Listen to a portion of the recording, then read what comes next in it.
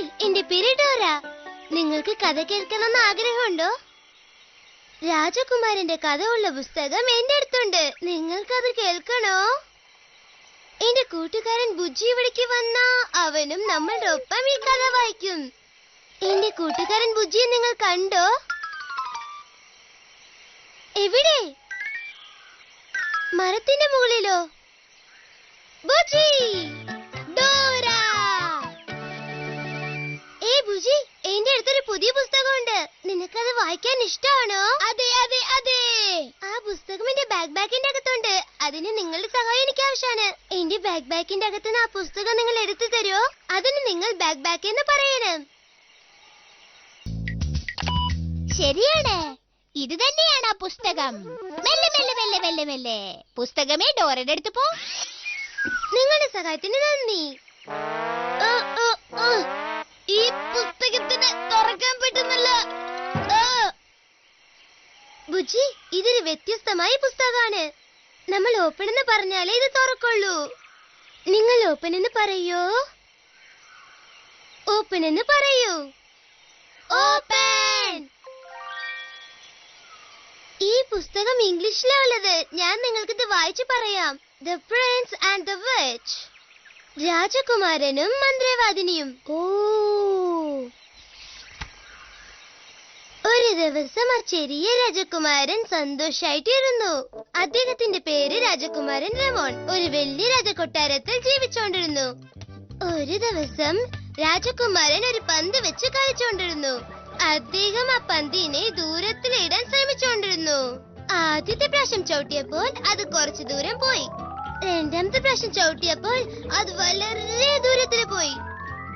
മൂന്നാമത്തെ പ്രാവശ്യം ചവിട്ടിയപ്പോ അത് വളരെ വളരെ ദൂരത്തിലേക്ക് പോയി. അത് എവിടെ പോയി വീണെന്നറിയോ?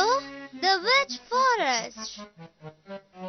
ഒരു മന്ത്രവാദിനിയുടെ കാട്ടില്. ആ രാജകുമാരന് മന്ത്രവാദിനിയുടെ കാട്ടിന്റെ അകത്ത് പോവാൻ ഇഷ്ടമല്ല. പക്ഷെ ആ പന്ത് എടുക്കാൻ വേണ്ടി പോയി. എന്റെ പന്തോ, എന്റെ പന്ത്. എന്റെ അനുവാദമില്ലാതെ ഈ കാട്ടിൽ കയറാൻ മാത്രം നിനക്ക് അത്രയ്ക്ക് ധൈര്യമായോ? നിന്നെ ഞാനിപ്പോൾ അടച്ചിടാൻ പോവുകയാണ് ആ ഉയർന്ന ഗോപുരത്തിൽ. ആ മന്ത്രവാദിനി ആ രാജകുമാരനെ ഒരു ഉയർന്ന ഗോപുരത്തേക്ക് വിളിച്ചോണ്ട് പോയി. ആ മന്ത്രവാദിനി മാന്ത്രിക വാക്ക് പതുക്കെ പറഞ്ഞു. അതുകൊണ്ട് ആ രാജകുമാരന് അത് കേൾക്കാൻ പറ്റില്ല. ആ ഗോപുരത്തിന്റെ കതക് തുറന്നു. ആ ഗോപുരത്തിന്റെ അകത്ത് പോയി പിന്നെ ആ മന്ത്രവാദിനിയും രാജകുമാരനും 12 പടിക്കെട്ടുകൾ കയറി. അത് എന്തിനാന്ന് വെച്ചാൽ ഗോപുരത്തിന്റെ മുകളിലിരിക്കുന്ന ആ ചെറിയ കതകിലേക്ക് പോവാൻ. അതിനുശേഷം ആ മന്ത്രവാദിനി ആ രാജകുമാരനെ ഒരു ചെറിയ മുറിയുടെ അകത്ത് പൂട്ടിയിട്ടു. ഇപ്പൊ ആ രാജകുമാരൻ ആ ഗോപുരത്തിന്റെ ഉള്ളിൽ അകപ്പെട്ടിരിക്കുക. എന്നെ രക്ഷിക്കണേ, ഹെൽപ് മീ. ധാരാളം ജനങ്ങൾ രാജകുമാരനെ രക്ഷിക്കാൻ വേണ്ടി ആ ഗോപുരത്തിന്റെ വാതിൽ തുറക്കാൻ ശ്രമിച്ചു നോക്കി. പക്ഷേ ആ ഗോപുരത്തിന്റെ വാതിൽ തുറക്കാനുള്ള മാന്ത്രിക വാക്ക് ആർക്കും തന്നെ അറിയില്ല. അതുകൊണ്ട് ആ രാജകുമാരനെ ആർക്കും രക്ഷപ്പെടുത്താൻ കഴിഞ്ഞില്ല. ഞാൻ ആ രാജകുമാരനെ രക്ഷിക്കാം. ഞാനുമാണ്. നിങ്ങൾ ആ രാജകുമാരനെ രക്ഷിക്കാൻ ഞങ്ങളുടെ ഒപ്പം വരുമോ? ശരി. എനിക്ക് തുറക്കാൻ പറ്റുന്നില്ല.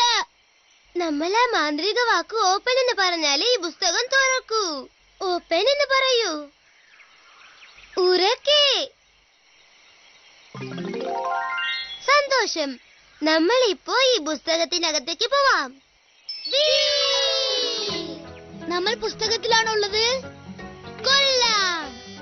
വാ, നമുക്ക് പോയി ആ രാജകുമാരനെ രക്ഷിക്കാം. അതെ അതെ അതെ. രാജകുമാരനെ രക്ഷിക്കാൻ നമ്മൾ ആ ഉയർന്ന ഗോപുരത്തിന്റെ അടുത്തേക്ക് പോകണം. വാ പോകാം, വാ പോകാം. ഒന്ന് നിൽക്ക് ബുജ്ജി. ഉയർന്ന ഗോപുരത്തേക്ക് എങ്ങനെ പോണെന്ന് നമുക്ക് അറിയില്ലല്ലോ.